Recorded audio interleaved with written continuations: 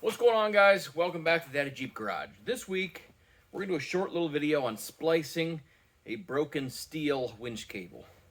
So I've got a recovery of sorts to do. I'm going to go pick up another Jeep, and it's in the yard, and I'd rather not drive vehicles any more than I have to in it. So we're going to try to make as much winch cable as we can, so we're only dragging the broken, soon-to-be reclaimed vehicle out of the yard.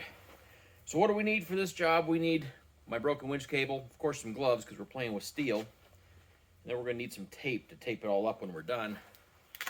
So what we have to start with is basically separating this into halves.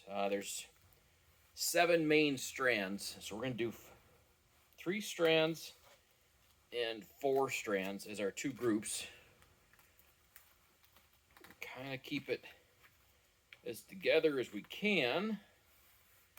So once we get it separated, we can just break it up. We need about 1.5 feet, 2 feet of separation. And I've never done this. I've watched some videos. I figured I'd make my own to show a true beginner's perspective of how this is going to work. All right, so now we have 2 good long strands. We're going to fold them together, wrap them around, get as tight of a loop as I can, I figure. And then we can wrap this first strand around and get it to mesh back into itself the way it used to be, which went right in place. So let's do the other side now. This is just falling right in place. I mean, this is a trail fix. I mean, there's been videos out for years on how to do this, but again, I've never done it myself, so I'm trying it.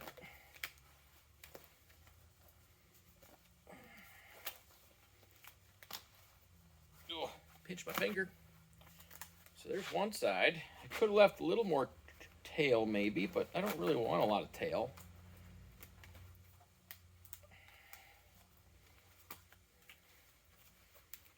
Kind of looping it back up to get it through, because obviously it's not really that bendy of stuff. And once we get the loop all created, we're going to kind of do the same thing with the tail and get it to wrap around itself.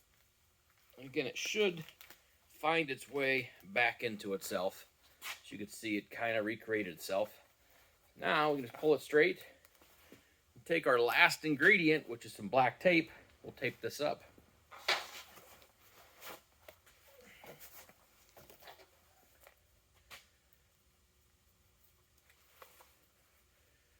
That's black electrical tape. If you're not real familiar, stretching it does good things for it. It holds together better, and it actually kind of creates a little bit of strength. So if you pull it really tight as you wrap it around, it works better.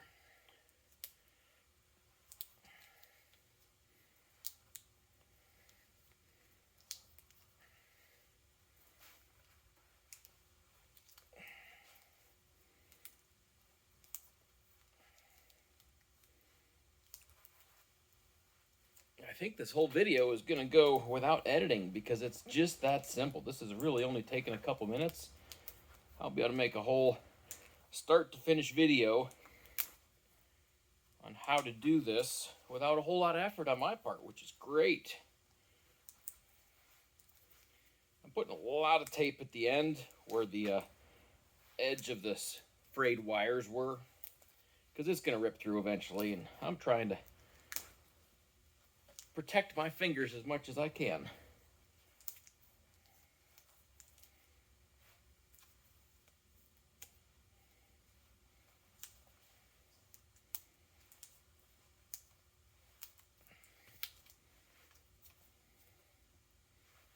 All right, so that's pretty good. Let's just do one more wrap up through everything.